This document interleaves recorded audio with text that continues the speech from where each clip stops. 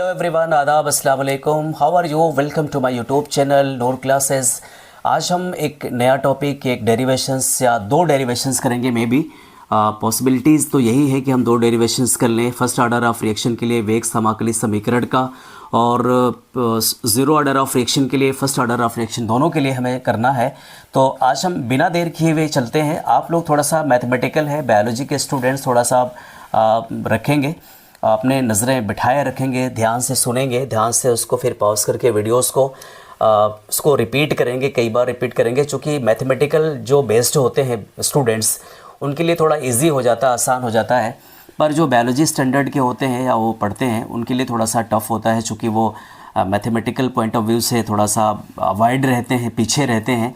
खैर, कोई पीछे होता नहीं है, बहरहाल क्या होता है, प्रैक्टिस होती नहीं है, तो हम थोड़े से टर्म्स अलग होते हैं, इसलिए हम कह रहे हैं। और चलते हैं, हम लोग अपने टॉपिक को स्टडी करते हैं। टॉपिक का नाम है शून्य कोटि अभिक्रिया के लिए, शून्य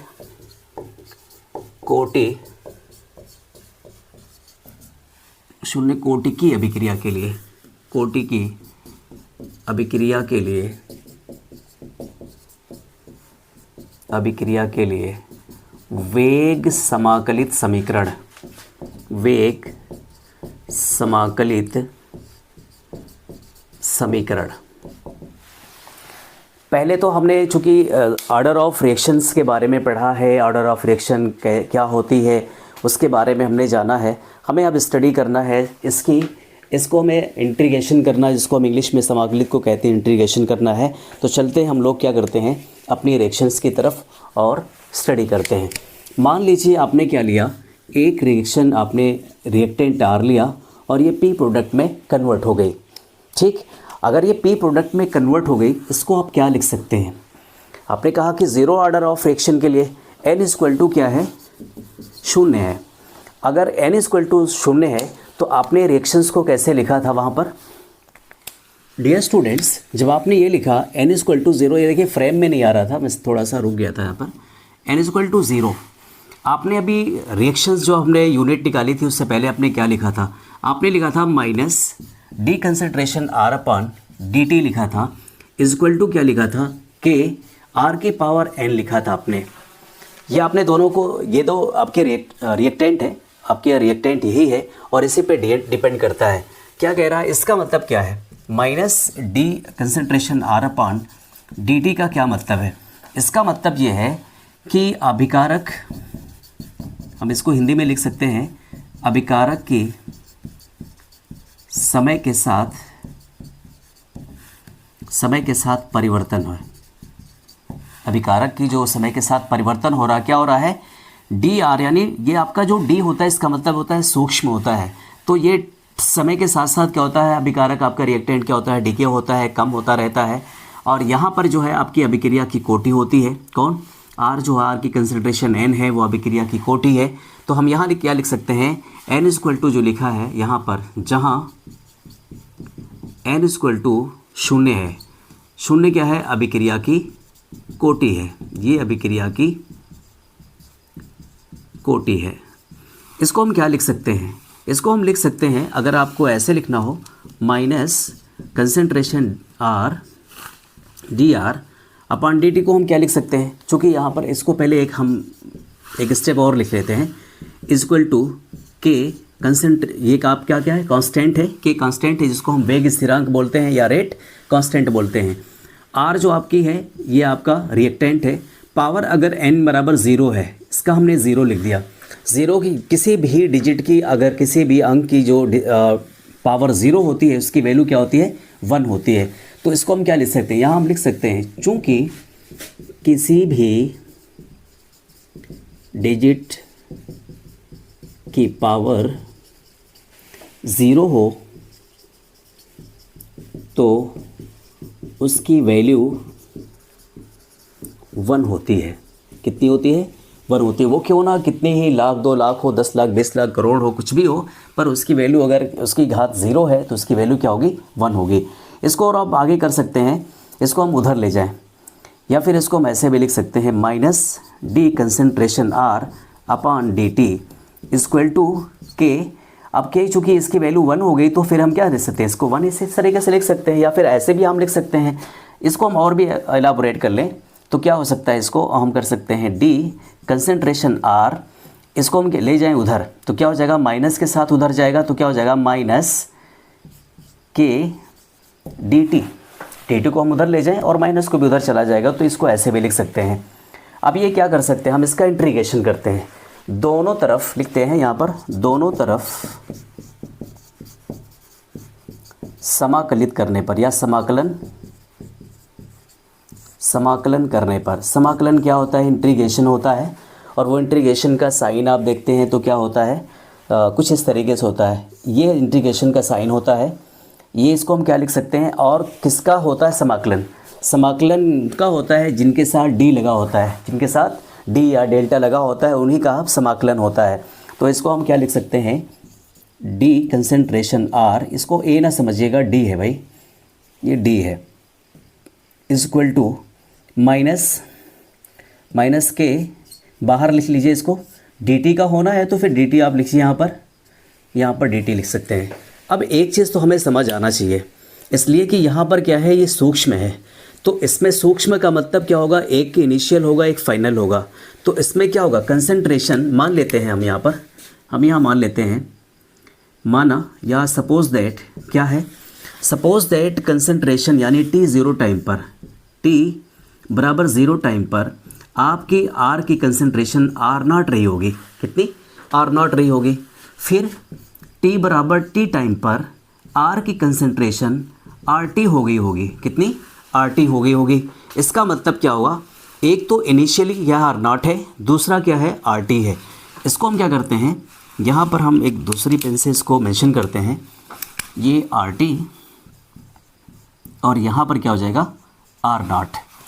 सिमिलरली अगर हम यहाँ पर dt को देखें, टाइम को भी देखें, तो टाइम का भी हो जाएगा, टाइम का क्या होगा, t टाइम पर, t बराबर 0 टाइम पर इसकी कंसंट्रेशन, यानी ये क्या रहा होगा, t बराबर क्या था, t 0 रहा होगा भाई, t यहाँ पर t के टाइम पर देखें तो 0 टाइम पर क्या होगा, इसकी वैल्यू क्या होगी, t 0 रही होगी, यानी इसकी वैल्यू क्या थी, 0 थी। उसके बाद फिर क्या थी, t बराबर t टाइम पर ये क्या हो जाएगा, t रहा होगा। जाहिर है जब इनिशियल में क्या होगा, बिल्कुल अभी शुरू नहीं हुआ तो 0 ही रहा होगा, जब शुरू हुआ तो क्या हो गया, t हो गया। इसका मतलब क्या हो गया, यहाँ 0 से लेकर कहाँ तक हो गया, t तक हो गया। ये चीज़ तो हमने जान लिया। दूसरी एक चीज़ और भी हम जान लेते हैं यहीं पर, समाकलित जब हम करते हैं dx इक्वल टू क्या होता है, x वैल्यू होती है। दूसरे समीकरण में अगर हम देखें dy इक्वल टू ये हो जाएगा y हो जाएगा, और dz इक्वल टू क्या हो जाएगा, z होगा। ये थोड़ा सा आप अभी जो बेसिक क्या नाम है बायोलॉजी वाले स्टूडेंट्स हैं, उन स्टूडेंट्स से थोड़ा सा मेरी ये रिक्वेस्ट है कि आप इस चीज़ को ऐसे ही देख लीजिएगा, रट लीजिएगा, बहुत ज़्यादा दिमाग लगाने की ज़रूरत नहीं है, ऐसे आप कर लीजिएगा जो जैसे किया जा रहा है। आप बाद में भी हम 1-2 और भी करेंगे तो आपको बहुत ईजिली समझ आ जाएगा। अब इसको हम क्या करते हैं, समाकलित कर लेते हैं। मैं यहाँ कर दे रहा हूँ, ये यहाँ से लेकर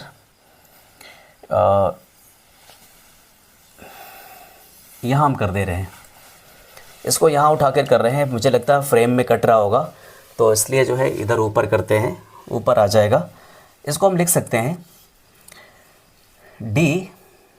अभी इसको हम क्या लिख सकते हैं, चूँकि इसका जब हम समाकलन करते हैं तो क्या हो जाता है, इसको हम लिख सकते हैं r, कहाँ से कहाँ तक गया, r0 से rt तक गया, r0 से rt तक गया। दूसरा आपका क्या है, इक्वल टू माइनस के है, t कहाँ गया, t कहाँ, 0 से आप इसको लिख सकते हैं t, 0 से कहाँ तक, t तक गया।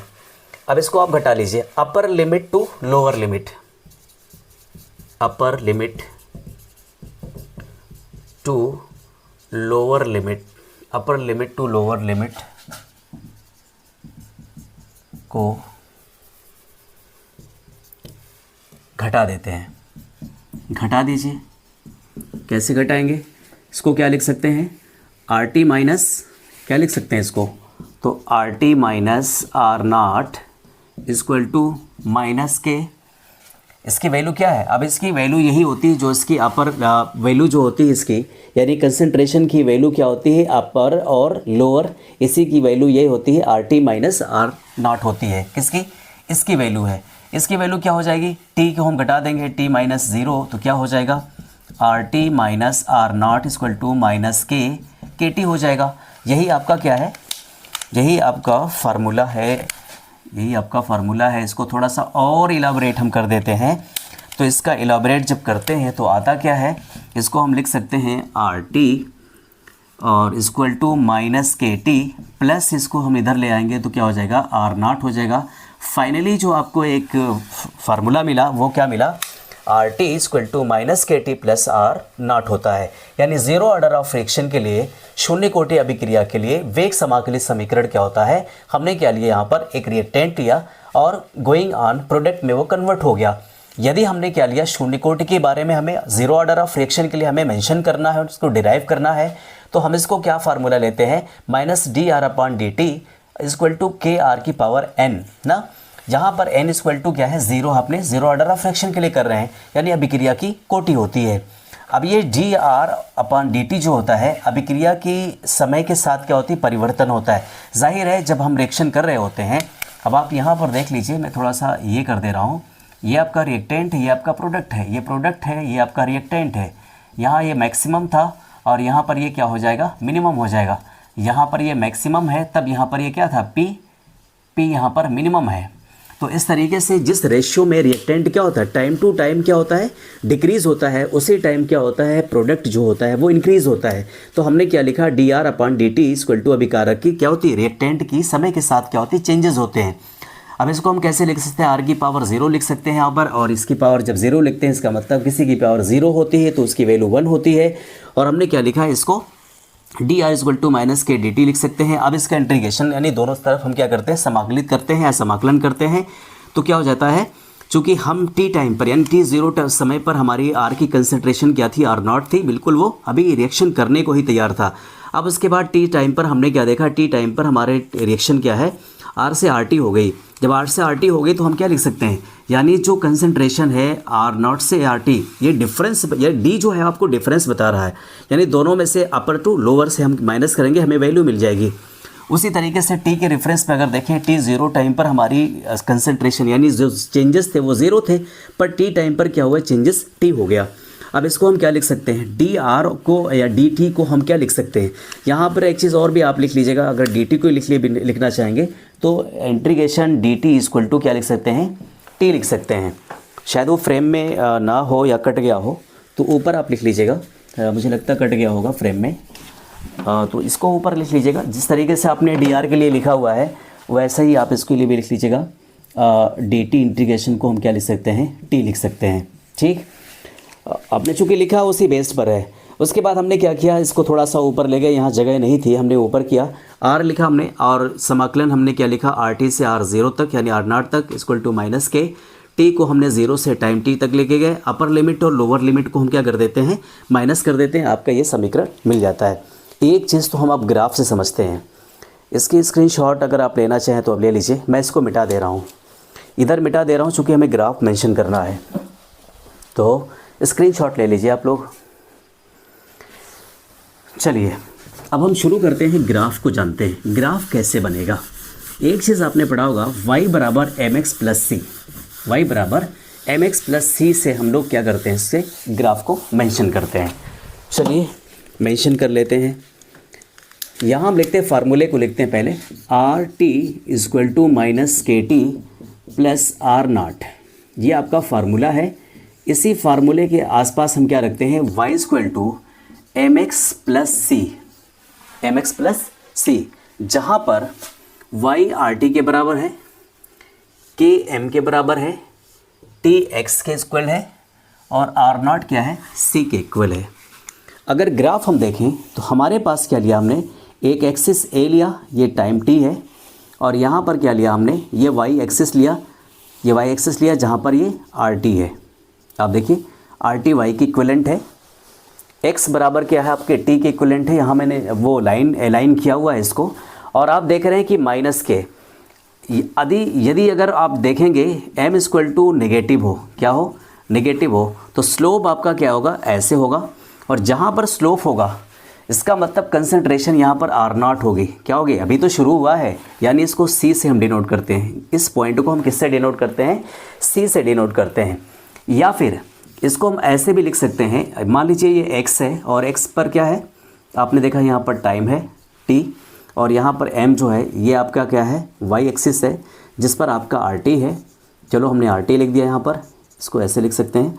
और अगर वो पॉजिटिव है तो पॉजिटिव को कैसे लिखते हैं, पॉजिटिव को कैसे लिखते हैं, पॉजिटिव को हम यहीं से क्या करते हैं, ऐसे उठा देते हैं, यानी यहाँ पर क्या होगा, ये C होगा, ये जो बेस्ड है ये क्या है, C है।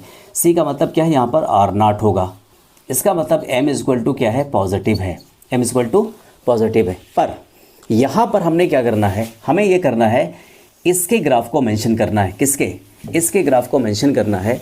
तो इसके ग्राफ को मेंशन करने के लिए हमने क्या किया, यहाँ पर एक लाइन खींची, x जो कि क्या है, t के रेफरेंस में, आप देखेंगे x क्या है, t के रेफरेंस में, यानी टाइम है नीचे पर, और ये क्या आपका है, RT है।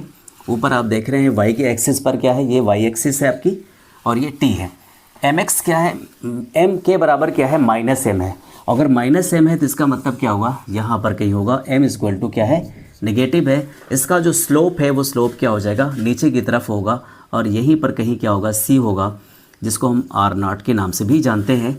इसको हम कहते हैं प्रवणता। ये जो ग्राफ है ना, इसको प्रवणता कहते हैं, प्रवणता, या फिर इसको स्लोप कहते हैं। क्या कहते हैं, स्लोप कहते हैं। तो हमने क्या देखा, हमने जीरो ऑर्डर ऑफ फ्रैक्शन के लिए जो यूनिट्स, वो जो हमने समाकलित समीकरण निकाला है, वो आप स्क्रीनशॉट ले लीजिएगा, पास करके देखिएगा।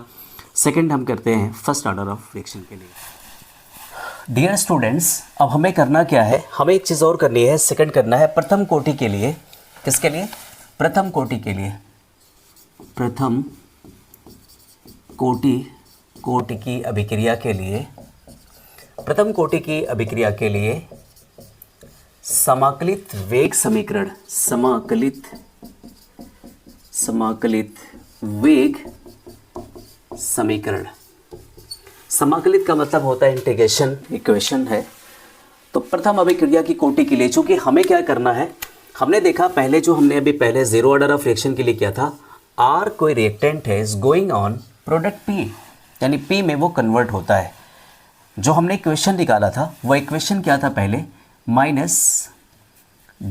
Concentration R upon dt equal to क्या निकाला था, -k की पावर n, सॉरी R की पावर n, जहाँ पर क्या लिखा आपने, n इक्वल टू 1, यानी अभिक्रिया की कोटि क्या है, 1 है। तो जब अभिक्रिया की कोटि 1 है तो डायरेक्टली हम यहाँ क्या करते हैं, हमने यहाँ पर यह माइनस नहीं, सॉरी ये माइनस नहीं है, यहाँ पर माइनस नहीं है, वो आप देख लीजिएगा, -d R concentration R upon dt equal to k की पावर r, यानी r की पावर 1 का मतलब क्या हो जाएगा, यहाँ पर 1 हो जाएगा। तो इसको हम इधर ले आएँ, r को इधर ले आएँ, उसको इधर ले जाए, माइनस को उधर भी ले जाएंगे, तो क्या हो जाएगा, ये d concentration R upon r equal to, ये इधर आया और ये जाएगा -k dt। अब क्या कह रहा है कि दोनों तरफ आप वेग समाकलित कर लीजिए, दोनों तरफ लिखते हैं, दोनों तरफ समाकलन करने पर, क्या करने पर, समाकलन करने पर कर लीजिए। कैसे करेंगे आप, ये आपने देखा कि इसको हम ऐसे लिख सकते हैं, क्योंकि समाकलन उन्हीं का होता है जिनके पास d होता है, उन्हीं का समाकलन होता है। तो हम इसको क्या लिख सकते हैं, इसको हम लिख सकते हैं माइनस उधर चला गया, sorry, d concentration R upon R, इसको ऐसे लिख सकते हैं, इक्वल टू -k, डायरेक्टली हम यहाँ लिख देते हैं -k, dt को हम लिख सकते हैं यहाँ पर इस तरीके से dt।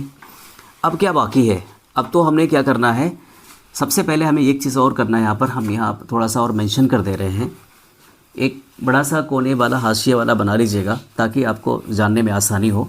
यहाँ पर एक क्या लिख सकते हैं, जहाँ पर समाकलन क्या होता है, dx अपान x होता है, इसका मतलब क्या हो जाएगी, इसकी वैल्यू क्या हो जाएगी, इसकी वैल्यू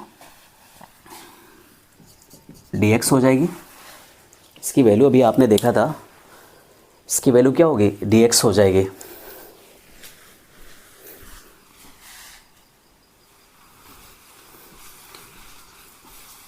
डियर स्टूडेंट्स, ये इसकी वैल्यू, सॉरी इसमें मिस्टेक हो गई थी। अगर इसको आप dx अपान x है आपका, तो ये हो जाएगा आपका ln x हो जाएगा। क्या हो जाएगा, ln x हो जाएगा।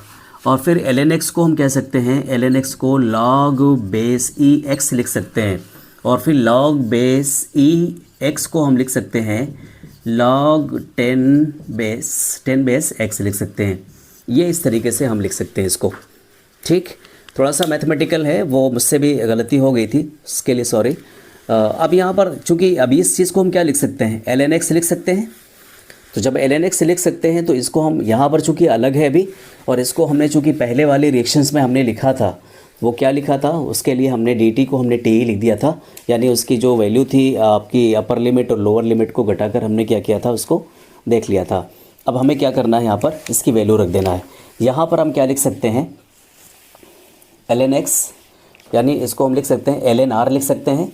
भाई x की वैल्यू क्या है, ये डी आर अपान आर की वैल्यू क्या है, ln x है।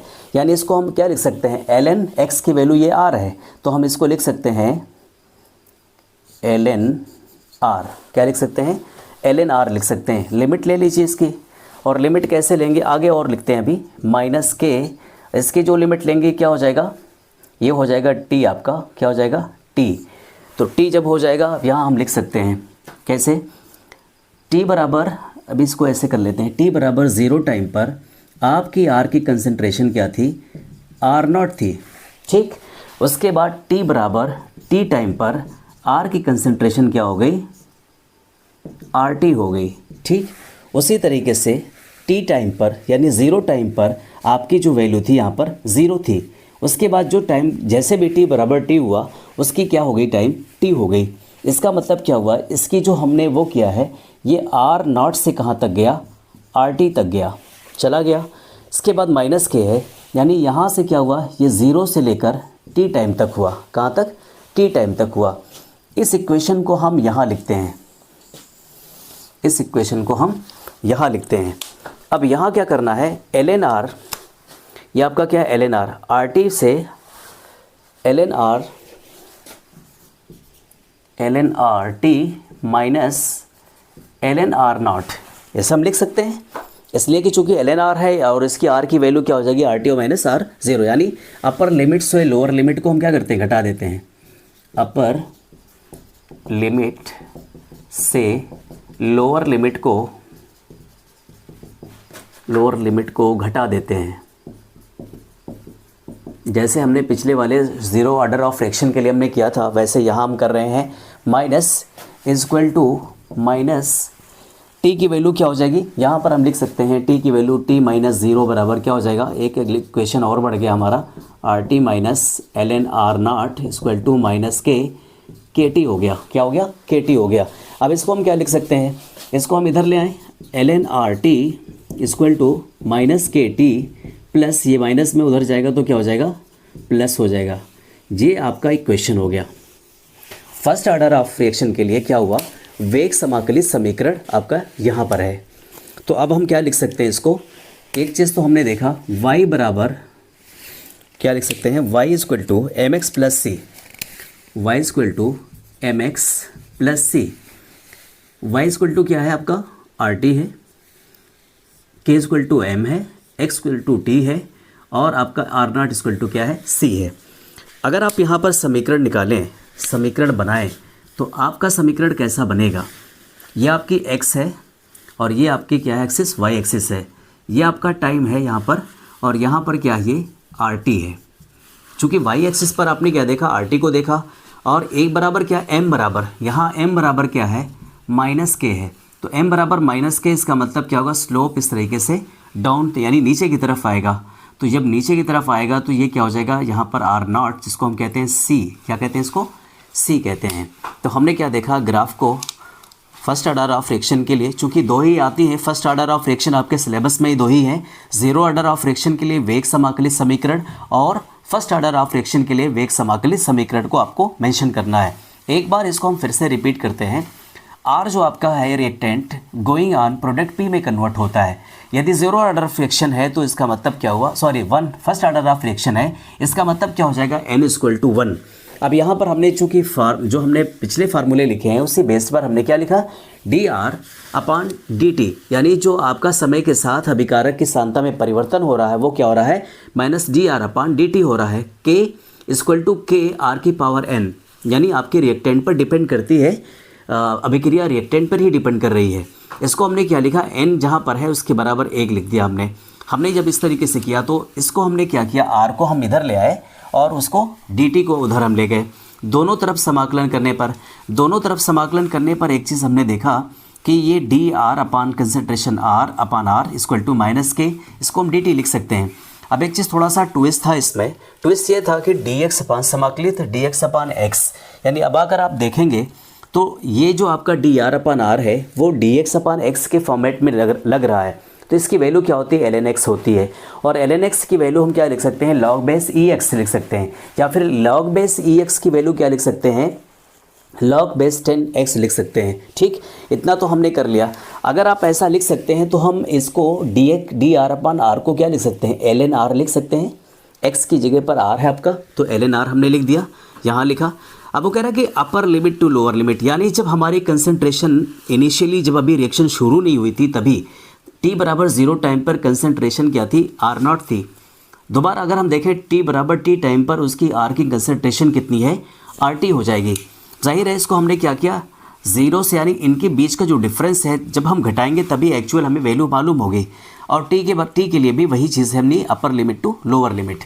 तो हमने क्या किया, अपर लिमिट से लोअर लिमिट को हमने माइनस कर दिया, और जब अपर लिमिट से लोअर लिमिट को माइनस किया तो क्या हो जाएगा, अपर लिमिट आपकी क्या RT है, लोअर लिमिट आपकी क्या है, R0 है, इक्वल टू -KT, यानी 0 से t टाइम तक हमने क्या, 0 से t टाइम को हमने माइनस कर दिया। अब इसके इक्वल टू फार्मूला क्या हो जाएगा, ln RT minus ln R0 equal to -KT। और यहाँ पर हमने क्या निकाला, हमारा ये फार्मूला मिल गया। इसके साथ हमने क्या किया, स्लोप को भी यहाँ पर ड्रा कर लिया। तो हमने क्या देखा, फर्स्ट ऑर्डर ऑफ रिएक्शन के लिए भी देखा वेग समाकलित समीकरण। यहाँ देखिए कि एक छूट गया था, यहाँ वेग लिखना था, आप लोग बना लीजिएगा वेग समाकलित समीकरण। वेग समीकरण यहाँ हमने लिखा है, या समीकरण लिख लीजिए, समाकलित समीकरण।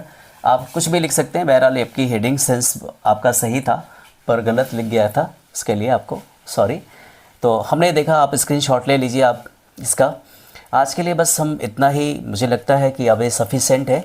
इसके बाद हम लोग ज़ीरो ऑर्डर ऑफ रिएक्शन की हाफ लाइफ को डिस्कस करेंगे, क्योंकि इसके बेस्ड एक न्यूमेरिकल तो पक्का आएगा, हाफ लाइफ से आएगा। तो चूँकि हमें अब स्टडी करना है, आगे भी बढ़ना है, एग्ज़ाम हमारे बहुत करीब हैं, हमें बहुत अच्छी तरीके से इस चीज़ को ब्रेन में बिठा लेना है कि अब इसको यहाँ से फिज़िकल केमिस्ट्री से जितने भी न्यूमेरिकल्स बनते हैं और जितने टाइप के बनते हैं, हम इस टाइप को लास्ट में एग्ज़ाम से में भी आपका मार्च में, आपको 7 मार्च को शायद एग्ज़ाम है आपके केमिस्ट्री का। मैं उससे पहले मार्च के सेकेंड वीक तक, यानी फर्स्ट वीक में, यानी 2-3 तारीख तक जो है मैं आपको ये जितने भी आपके फ़िज़िकल केमिस्ट्री के सॉल्यूशन के अलग अलग टाइप के 2-2 वीडियो में, यानी 3 दिन में मैं करा दूँगा। 1 मार्च से लेकर 7 मार्च तक मैं न्यूमेरिकल्स करा दूँगा, चूँकि न्यूमेरिकल्स ही आते हैं और न्यूमेरिकल्स से आपका जो होता है, जो कॉन्फिडेंस होता है वो लूज़ होता है। जब आपका न्यूमेरिकल प्रॉपरली आपको आएगा तो मुझे लगता है जो आपका थ्योरेटिकल पोर्शन है, ऑर्गेनिक का पोर्शन है, वो बहुत ईजिली आप जो है बहुत अच्छे से कर लेंगे। आपका कॉन्फिडेंस हमेशा जो है हाई होना चाहिए। आपको अपने अंदर जो बिलीव पैदा करना है, और ये बिलीव जब आप पैदा करेंगे तो आपके अंदर वो कॉन्फिडेंस आएगा कि दूसरा या कोई भी पेपर हो, कैसा भी पेपर हो, आप बहुत इजी मोड में इसको सॉल्व कर पाएंगे। और हर कोई यही चाहता है, हम चाहते हैं, आपके पेरेंट्स भी यही चाहते हैं कि अपने पेपर्स को आप बहुत अच्छी तरीके से वो करें, पेपर स्कोर करें, मार्क्स स्कोर करें। साथ साथ आपको नॉलेज भी होनी चाहिए, क्योंकि अभी आपको नीट से IIT वगैरह या जो कुछ भी एग्ज़ाम इस तरीके से BSc नर्सिंग या कुछ और भी देने हैं, बहुत सारे स्टूडेंट्स के अपने अलग अलग जो है ड्रीम्स हैं। उन ड्रीम को पाने के लिए थोड़ा सा अपने आप को भी 2 से 3 महीने, यानी 1.5 महीने 2 महीने आपको बहुत ज़्यादा वर्क करने हैं, हार्ड लेबर करने हैं। अभी ठंड भी बहुत ज़्यादा नहीं है, बहुत ही अच्छा मौसम है। इस मौसम में तो पढ़ाई कर सकते हैं, रात बड़ी होती है, जग सकते हैं। आज जग लेंगे तो कल हम सोएंगे आराम से, पर अगर कल हमको काम करना पड़ेगा तो परेशानी होगी। सो आज के लिए बस इतना ही। नूर क्लासेस के साथ बने रहने के लिए आपका शुक्रिया। Thanks for watching Noor classes.